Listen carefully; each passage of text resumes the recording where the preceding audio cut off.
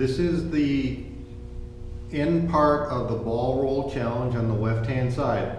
The ball will go and release the box. The box will float to the surface, revealing the drop pipe section of the challenge.